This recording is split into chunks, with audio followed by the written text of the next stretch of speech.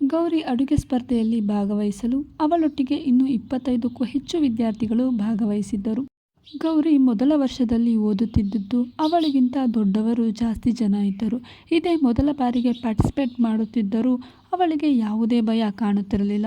ಅವಳಿಗೆ ಅವಳ ಅಡುಗೆಯ ಮೇಲೆ ಇದ್ದ ನಂಬಿಕೆ, ಆ ಕಾನ್ಫಿಡೆನ್ಸ್ ಅವಳ ಮುಖದಲ್ಲಿ ಕಾಣಿಸುತ್ತಿತ್ತು. ಅಡುಗೆ ಸ್ಪರ್ಧೆಯಲ್ಲಿ ಜಡ್ಜ್ ಮಾಡಲು ಆ ಕಾಲೇಜಿನ ಆಡಳಿತ ಮಂಡಳಿಯ ಅಧ್ಯಕ್ಷರು, ಪ್ರಿನ್ಸಿಪಾಲ್ ಮತ್ತು ಫೇಮಸ್ ಅಡುಗೆ ಸ್ಪರ್ಧೆಯ ಜಡ್ಜ್ ಆಗಿದ್ದಂತಹ ಚಂದ್ರು ಸರ್ ಅವರು ಬಂದಿದ್ದರು. ಎಲ್ಲರನ್ನೂ ಉದ್ದೇಶಿಸಿ ಮಾತನಾಡುತ್ತಾ ಪ್ರಿನ್ಸಿಪಾಲ್, ಎಲ್ಲ ವಿದ್ಯಾರ್ಥಿಗಳು ಯಾವುದೇ ಗಾಬರಿ ಮಾಡಿಕೊಳ್ಳದೆ ನಿಮ್ಮ ಫುಲ್ ಎಫರ್ಟ್ ಹಾಕಿ ಮತ್ತು ಪ್ರೀತಿಯಿಂದ ಮಾಡಿ. Good luck. ಪ್ರೀತಿಯಿಂದ ನೀಡಿದ ಅಡುಗೆಯಲ್ಲಿ ಹೆಚ್ಚು ಸ್ವಾದ ಇರುತ್ತದೆ ಎಂದು ಹೇಳಿ ವಿಶ್ ಮಾಡಿದರು. ಮತ್ತು ಇದು ನಿಮಗೆ ಗೊತ್ತಿದೆ ಅಲ್ವಾ, ಸ್ಟೀಮ್ಲೆಸ್ ಕುಕಿಂಗ್ ಕಾಂಪಿಟೇಷನ್ ಆಗಿರೋದು ಮತ್ತು ನಿಮಿಷ 20 ಅಷ್ಟೇ ಎಂದು ನೆನಪಿಸಿದರು. ಇವರ ಇಂಗ್ಲಿಷ್ ಟೀಚರ್ ಎಲ್ಲರೂ ರೆಡಿಯಾಗಿ ತಮ್ಮ ತಮ್ಮ ಜಾಗದಲ್ಲಿ ನಿಂತುಕೊಳ್ಳುವಂತೆ ಹೇಳಿದ್ದರು. ಎಲ್ಲರಂತೆ ಗೌರಿಯೂ ಕೂಡ ತನ್ನ ಸಾಮಾನುಗಳು ಇರುವ ಬ್ಯಾಗ್ ಹಿಡಿದು ತನ್ನ ಜಾಗದಲ್ಲಿ ನಿಂತಳು. ಮೊದಲ ಸ್ಪರ್ಧೆ ಎಲ್ಲ ರೀತಿಯ ಫ್ರೂಟ್ಸ್ ಕಟ್ ಮಾಡಿ ಅದಕ್ಕೆ ಜೇನು ಮತ್ತು ಸಕ್ಕರೆ ಸೇರಿಸಿ ಸಲಾಡ್ ರೆಡಿ ಮಾಡಿದ್ದಳು. ಅವಳು ಕೇವಲ 5 ನಿಮಿಷಕ್ಕೆ ತನ್ನ ಅಡುಗೆ ಮುಗಿಸಿದ್ದಳು. ಮತ್ತೊಬ್ಬಳು ಹರ್ಷ ಹೇಳಿದಂತೆ ಬ್ರೆಡ್ ಮಧ್ಯದಲ್ಲಿ ಒಂದಿಷ್ಟು ತರಕಾರಿಗಳನ್ನು ನುಸುಳಿಸಿ ಅಡುಗೆ ರೆಡಿ ಮಾಡಿದ್ದಳು. ಮತ್ತೊಬ್ಬಳು ಒಣದ್ರಾಕ್ಷಿ, ಖರ್ಜೂರ ಹಾಗೂ ಜೇನುತುಪ್ಪ ಮತ್ತಿತರ ಡ್ರೈ ಫ್ರೂಟ್ಸ್ಗಳನ್ನು ಬೆರೆಸಿ ಅದಕ್ಕೆ ಒಂದಿಷ್ಟು ಚಾಕ್ಲೇಟ್ ಕ್ರೀಮ್ ಬ್ಲೆಂಡ್ ಮಾಡಿ ಒಂದು ಡೆಸರ್ಟ್ ತಯಾರಿಸಿದ್ದಳು. ಹೀಗೆ ಹಲವಾರು ಮಂದಿ ತಮಗೆ ಅನಿಸಿದ್ದ ಮತ್ತು ತಿಂದಿದ್ದ ಅಡುಗೆಗಳನ್ನು ಮತ್ತು ಬಳಸಿದ್ದ ಅಡುಗೆಗಳನ್ನು ಮಾಡಿದ್ದರು. ಗೌರಿ ಸಹ ಸ್ವಲ್ಪ ಅವಲಕ್ಕಿ ನೆನೆಸಿಟ್ಟಳು ಮತ್ತು ಒಂದು ಮಾವಿನಕಾಯಿ, ಟೊಮೊಟೊ, ಈರುಳ್ಳಿ 3 ಸಣ್ಣಗೆ ತುರಿದುಕೊಂಡು ಅದಕ್ಕೆ ಮೆಣಸು, ಜೀರಿಗೆ, ಬೆಳ್ಳುಳ್ಳಿ, ಶುಂಠಿ ಮತ್ತು ಮೆಣಸಿನಕಾಯಿಯನ್ನು ಸಣ್ಣಾಗಿ ಜಜ್ಜಿಕೊಂಡಿದ್ದಳು. ಮತ್ತೊಂದು ಬೌಲ್ಗೆ ಸಣ್ಣ ತುಂಡು ಹುಣಸೆ ಹಣ್ಣನ್ನು ನೆನೆಸಿಟ್ಟು ತುರಿದ ಎಲ್ಲ ಪದಾರ್ಥಗಳನ್ನು, ಜಜ್ಜಿದ ಪದಾರ್ಥಗಳನ್ನು ಒಂದು ಬ್ಲೆಂಡರ್ನ ಮೂಲಕ ಚೆನ್ನಾಗಿ ಬ್ಲೆಂಡ್ ಮಾಡಿಕೊಂಡಿದ್ದಳು. ಎಲ್ಲವೂ ತನ್ನಷ್ಟಕ್ಕೆ ತನ್ನ ರುಚಿ ಬಿಟ್ಟ ಮೇಲೆ ಅದಕ್ಕೆ ನೆನೆಸಿದ್ದ ಹುಣಸೆ ಹಣ್ಣಿನ ರಸ, ರುಚಿಗೆ ಉಪ್ಪು ಹಾಗೂ ಅದರ ಮೇಲೆ ಕೊಬ್ಬರಿ ತುರಿ ಮತ್ತು ಕೊತ್ತಂಬರಿ ಸೊಪ್ಪು ಉದುರಿಸಿ ಸಾಂಬಾರ್ ರೆಡಿ ಮಾಡಿದ್ದಳು. ಅದಲ್ಲದೆ ಅಲ್ಲಿ ಇದ್ದಂತಹ ಮೋಸ್ಟ್ ಆಫ್ ಕಂಟೆಸ್ಟೆಂಟ್ಗಳ ಅಡುಗೆ ಆಗಿತ್ತು. ಆದರೆ ಇನ್ನೂ ಗೌರಿ ತನ್ನ ಕೈಗಳನ್ನು ನಾನ್ ಸ್ಟಾಪ್ ಬಸ್ನಂತೆ ಆಡಿಸುತ್ತಿದ್ದಳು. ಸ್ವಲ್ಪ ಜನ ಇವಳೇನು ಮಾಡುತ್ತಿದ್ದಾಳೆ ಎಂದು ನೋಡುತ್ತಿದ್ದರೆ, ಇನ್ನು ಕೆಲವರು ಇವಳಿಗೆ ಕಾಂಪಿಟೇಷನ್ ರೂಲ್ಸ್ ಗೊತ್ತಿಲ್ವಾ, ಆಗಲೇ 15 ಮಿನಿಟ್ಸ್ ಆಗೋಗಿದೆ, ಇನ್ನು ಕೇವಲ 5 ಮಿನಿಟ್ಸ್ ಅಷ್ಟೇ ಇರೋದು, ಇವಳೇನು ಇನ್ನೂ ಮಾಡ್ತಾ ನಿಂತಿದ್ದಾಳಲ್ಲ ಎಂದು ನಗುತ್ತಿದ್ದರೆ, ಗೌರಿ ಮಾತ್ರ ಯಾರನ್ನೂ ನೋಡದೆ ತಾನು ಮಾಡುತ್ತಿದ್ದ ಕೆಲಸವನ್ನು ಮುಂದುವರೆಸಿದ್ದಳು.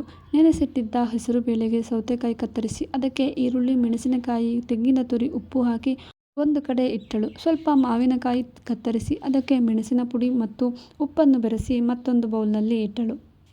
ಮತ್ತೊಂದು ದೊಡ್ಡ ಬೌಲ್ ತೆಗೆದು ಅದಕ್ಕೆ ಮೊಸರು ತೆಗೆದುಕೊಂಡು ಸ್ವಲ್ಪ ಮೆಣಸಿನಕಾಯಿ, ಈರುಳ್ಳಿ, ಬೆಳ್ಳುಳ್ಳಿ ಮಿಕ್ಸ್ ಮಾಡಿ ನೆನೆಸಿಟ್ಟ ಅವಲಕ್ಕಿ ಸೋಸಿಕೊಂಡು ಸ್ವಲ್ಪ ಮಸಿನೊಳಗೆ ಹಾಕಿದ್ದಳು. ಮತ್ತು ಅಷ್ಟರಲ್ಲಿ 18 ನಿಮಿಷ ಆಗಿತ್ತು. ಇದನ್ನು ನೋಡಿ ಅವರ ಪ್ರಿನ್ಸಿಪಾಲ್, ನೋಡಿ ಮಕ್ಕಳ, ನಿಮಗೆ ನೀಡಿದ್ದ ಗಡುವು ಇನ್ನು 2 ನಿಮಿಷಗಳಲ್ಲಿ ಮುಗಿಯುತ್ತದೆ ಎನ್ನುವಾಗ ಒಮ್ಮೆ ತಲೆ ಎತ್ತಿ ನೋಡಿದ ಗೌರಿ ಮತ್ತೆ ಅಡುಗೆ ಕಡೆ ನೋಡಿಕೊಂಡು ತನ್ನ ಬ್ಯಾಗಲ್ಲಿ ತಂದಿದ್ದ ತಟ್ಟೆಯೊಂದನ್ನು ತೆಗೆದು ಅದರ ಮೇಲೆ ಒಂದು ಬಾಳೆ ಎಲೆ ಇಟ್ಟು ಅದಕ್ಕೆ ಬಾಳೆ ಎಲೆಯಲ್ಲಿ ತಾನೇ ತಯಾರಿಸಿದ್ದ ಬಾಳೆ ಎಲೆಯ ಪುಟ್ಟ ಪುಟ್ಟ ಬೌಲ್ಗಳನ್ನು ಸುತ್ತ ಇಡಲು ಒಂದು ಬೌಲ್ಗೆ ಸಾಂಬಾರ್, ಇನ್ನೊಂದಕ್ಕೆ ಹೆಸರುಬೇಳೆ ಕೊತ್ತಂಬರಿ, ಮತ್ತೊಂದಕ್ಕೆ ಮಾವಿನಕಾಯಿ, ಉಪ್ಪಿನಕಾಯಿ, ಮತ್ತೊಂದಕ್ಕೆ ಮೊಸರನ್ನ ಹಾಗೂ ತಟ್ಟೆಗೆ ಅನ್ನ ಹಾಕಿ ಮತ್ತೊಮ್ಮೆ ನೋಡಿದಳು. ಏನೋ ಮಿಸ್ ಆಗಿದೆ ಅನ್ನುವಷ್ಟರಲ್ಲಿ ಟೈಮ್ ಔಟ್ ಎಂದು ಕೂಗಿದ್ದರು.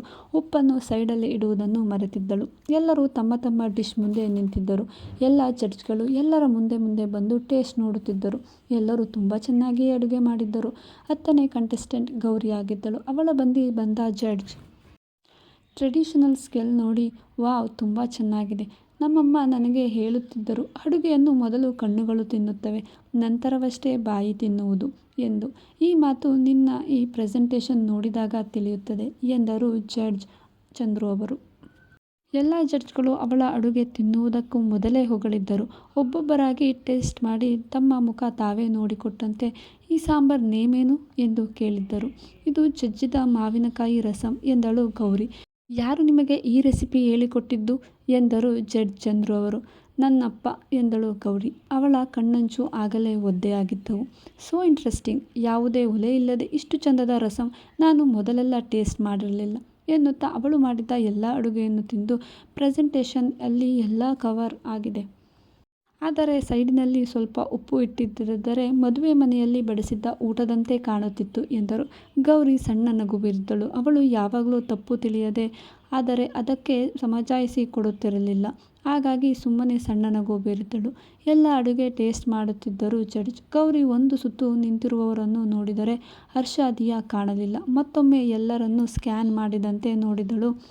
ಅಲ್ಲೇ ದೂರದ ಒಂದು ಸೈಡ್ ಕಾರ್ನರಲ್ಲಿ ಹರ್ಷ ಗಾಬರಿಯಾದಂತೆ ನಿಂತಿದ್ದ ಮತ್ತು ದಿಯಾ ಅವನಿಗೆ ಸಮಾಧಾನ ಮಾಡುತ್ತಿದ್ದಂತೆ ಕಾಣಿಸುತ್ತಿತ್ತು. ಗೌರಿ ಮನಸ್ಸಿನಲ್ಲೇ, ಇವರಿಬ್ಬರನ್ನು ಒಂದು ಗಳಿಗೆ ಬಿಟ್ಟರೆ ಏನಾದರೂ ಜಗಳ ಆಡ್ಕೋತಾರೆ. ಪುಟ್ಟ ಮಕ್ಕಳು ಸಂಭಾಳಿಸಿದಂತೆ ಆಗುತ್ತದೆ ಇವರನ್ನು ಸಂಭಾಳಿಸ್ಕೊಳ್ಳೋದು. ನೋಡೋಕೆ ಪ್ರೀತಿ ಬೇರೆ ಮಾಡ್ತಾರಂತೆ.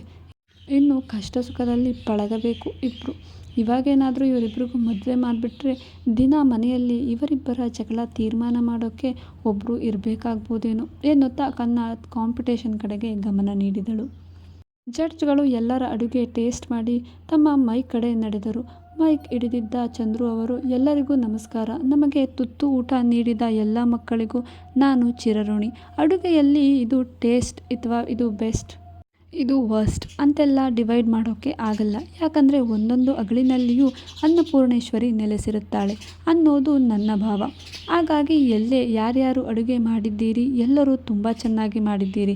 ಕೆಲವು ಅಡುಗೆಗಳಲ್ಲಿ ಸ್ವಲ್ಪ ಉಪ್ಪು ಖಾರದ ವ್ಯತ್ಯಾಸ ಆಗಿತ್ತು ಬಿಟ್ಟರೆ ಎಲ್ಲರ ಪ್ರಯತ್ನಕ್ಕೂ ನನ್ನ ಕಡೆಯಿಂದ ಖಂಡಿತ ಸಿಗಬಹುದಾ ಎಂದಾಗ ಎಲ್ಲರೂ ಚಪ್ಪಾಳೆ ತಟ್ಟಿದ್ದರು. ನಾನು ತುಂಬ ಕೊರೆಯದೆ ರಿಸಲ್ಟ್ ಹೇಳ್ತಿದ್ದೀನಿ. 3ನೇ ಬಹುಮಾನ 2ನೇ ವರ್ಷದ BCom ವಿದ್ಯಾರ್ಥಿನಿ ಅಕ್ಷತಾ ಅವರಿಗೆ ಎಂದಾಗ ಎಲ್ಲರ ಕಡೆಯಿಂದ ಚಪ್ಪಾಳೆ ಮೂಡಿದವು. ಮತ್ತು 2ನೇ ಬಹುಮಾನ ಅಂತಿಮ ವರ್ಷದ ವಿದ್ಯಾರ್ಥಿ ವಿವೇಕೆ ಎಂದಾಗ ಮತ್ತೊಮ್ಮೆ ಚಪ್ಪಾಳೆ ಸದ್ದು ಮೂಡಿತ್ತು.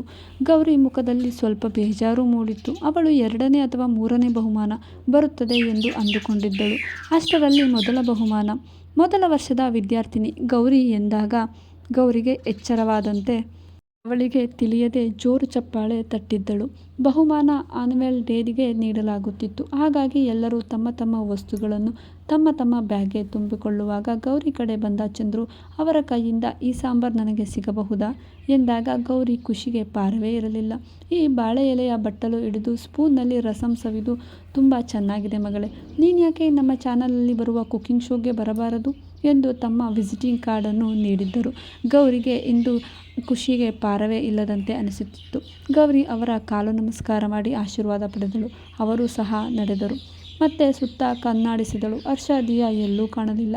ತನ್ನ ಬ್ಯಾಗ್ ಹಿಡಿದು, ಎಲ್ಲಾದರೂ ಇವರಿಬ್ಬರು, ಇವರನ್ನು ಹುಡುಕೋದೇನೊಂದು ಕೆಲಸ ಅಲ್ವಾ ನನಗೆ ಎನ್ನುತ್ತಾ ಗೇಟ್ ಕಡೆ ಬಂದಳು. ಅಲ್ಲಿ ನಿಖಿಲ್, ಹರ್ಷ, ದಿಯಾ ಸ್ವಲ್ಪ ಸಪ್ಪೆ ಮುಖ ಮಾಡಿ ನಿಂತಿದ್ದರು. ಗೌರಿಯನ್ನು ನೋಡಿ ಎಲ್ಲರೂ ಒಂದೊಂದು ದಿಕ್ಕಿಗೆ ತಿರುಗಿ ಕಣ್ಣು ಒರೆಸಿಕೊಂಡು ನಾಟಕದ ನಗು ಹೊತ್ತಿ ಗೌರಿ ಕಡೆ ತಿರುಗಿದರು.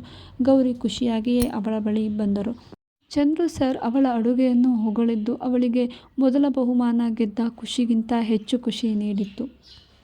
ಅವಳ ಫೋನನ್ನು ಕಿವಿಗೆ ಹಿಡಿದು ಮತ್ತೆ ಕೈಯಲ್ಲಿ ತೆಗೆದುಕೊಳ್ಳುತ್ತಾ ಅವರೆಡೆಗೆ ಬಂದಳು ಗೌರಿ. ಬಂದು ದಿಯಾ, ಹರ್ಷಗೆ, ನೀವು ರಿಸಲ್ಟ್ ಹೇಳುವಾಗ ಎಲ್ಲೂ ಇರಲಿಲ್ಲ, ಎಲ್ಲಿ ಹೋಗಿದ್ರೆ ನೀವಿಬ್ಬರು? ನನ್ನ ಖುಷಿ ಕ್ಷಣ ನೋಡ್ಲಿಕ್ಕೆ ನೀವು ಇರಲೇ ಇಲ್ಲ. ನಿಖಿಲಣ್ಣ, ನನಗೆ ಫಸ್ಟ್ ಪ್ರೈಸ್ ಬಂದಿದೆ. ನಿಮ್ಮಣ್ಣ ಕಾಲ್ ರಿಸೀವೇ ಮಾಡ್ತಿಲ್ವಲ್ಲ, ಹೇಳೋಣ ಅಂದರೆ ಎನ್ನುತ್ತಾ ಬಂದಳು. ನಿಖಿಲ್ ಕಣ್ಣು ಮತ್ತೆ ತುಂಬಿ ಬಂದವು. ಸಡನ್ನಾಗಿ ಉಲ್ಟಾ ತಿರುಗಿ ಅವಳಿಗೆ ಮುಖ ತೋರಿಸದೆ ತನ್ನ ಅಳು ಕಂಟ್ರೋಲ್ ಮಾಡುತ್ತಾ, ಬನ್ನಿ ಅತ್ತಿಗೆ, ನಾವು ಹೋಗೋಣ, ಅಣ್ಣ ಸ್ವಲ್ಪ ಬ್ಯುಸಿ ಇದ್ದಾನೆ ಅನಿಸುತ್ತೆ ಎಂದನು. ಅಲ್ಲ, ನಾನು ವಿನ್ ಆಗಿದ್ದು ನಿಮಗೆ ಖುಷಿ ಆಗಲಿಲ್ವಾ? ಯಾಕೆ ಎಲ್ಲ ಸಪ್ಪಗಿದ್ದೀರಿ ಎನ್ನುವಾಗ ಮಾತು ಬದಲಿಸಿದ ಹರ್ಷ, ನೀವು ಗೆದ್ದರೆ ನಿಖಿಲನ್ನು ಟ್ರೀಟ್ ಕೊಡಿಸ್ತೀನಿ ಅಂದಿದ್ದ, ಇವಾಗ ಹೇಳಿದ್ರೆ ಸ್ಯಾಲ್ರಿ ಆಗಿಲ್ಲ ಅಂತಿದ್ದಾನೆ. ತನ್ನ ಮಾತನ್ನು ಪಲ್ಟಿಸಿ ಅವಳಿಂದ ದೂರ ನಡೆದ. ಏನು ನಿಮಗಿಬ್ರಿಗೂ ಟ್ರೀಟ್ ತಾನೇ, ನಿಮ್ಮಣ್ಣ ಕೊಡಿಸ್ತಾರೆ ಬಿಡು. ನಿಖಿಲಣ್ಣ, ನೀವೇನು ಯೋಚನೆ ಮಾಡಬೇಡಿ, ನಾನು ನಿಮ್ಮಣ್ಣಂಗೆ ಹೇಳ್ತೀನಿ ಎಂದಳು. ಅವಳಿಗೆ ಶ್ರೀಕಾಂತ್ಗೆ ಏಟಾಗಿರುವ ಒಂದು ಸಣ್ಣ ಸುಳಿವು ತಿಳಿದಿರಲಿಲ್ಲ. ಹಾಗಾಗಿ ಅವಳು ಮಾತು ಮಾತಿಗೂ ಶ್ರೀಕಾಂತನ್ನು ನೆನೆಯುವಾಗ ಕಣ್ಣುಗಳು ಕಂಬನಿಯಿಂದ ಮತ್ತೆ ಮತ್ತೆ ಒದ್ದೆಯಾಗುತ್ತಿದ್ದವು. ತಮ್ಮ ಸುತ್ತ ಎಲ್ಲರೂ ಇದ್ದರೂ ಒಂಟಿಯಾಗಿದ್ದರು ತಮ್ಮಂದಿರು. ಅವರಿಗೆ ಅಣ್ಣನೆಂದರೆ ಜೀವ. ಎಲ್ಲರಿಂದ ಒಂಟಿಯಾಗಿದ್ದ ಇವಳಿಗೆ ಗಂಡನೆಂದರೆ ದೈವ. ತಮ್ಮಂದಿರ ತೊಡೆಲಾಟ ಹೆಂಡತಿಗೆ ತಿಳಿದರೆ ಹೇಗೆ ಎದುರಿಸುವುದು ಈ ಜೀವ? ತನ್ನ ಗಂಡನಿಗೆ ಆಗಿರುವ ಈ ನೋವ. ಶ್ರೀಗೌರಿ ಮುಂದೆ ಏನಾಗಬಹುದು? ಶ್ರೀಕಾಂತ್ನ ಸ್ಥಿತಿ ನೋಡಿ ಗೌರಿಯ ಮನಸ್ಸು ಒಡೆಯುವುದ? ನಿರೀಕ್ಷಿಸಿ ಮುಂದಿನ ಸಂಚಿಕೆಯಲ್ಲಿ. ಇಂತಿ ನಿಮ್ಮ ಪ್ರೀತಿಯ ನಗುಮುಖದೊಂದಿಗೆ ಪ್ರೇಮಕಥೆ ನಿಮ್ಮ ಜೊತೆ ವಿತ್ ಕನ್ನಡತಿ. ಈ ಕತೆ ಇಷ್ಟವಾದರೆ ಒಂದು ಲೈಕ್ ಮಾಡಿ ಮತ್ತು ಚಾನಲನ್ನು ಸಬ್ಸ್ಕ್ರೈಬ್ ಮಾಡೋದನ್ನು ಮರಿಬೇಡಿ. Thank you.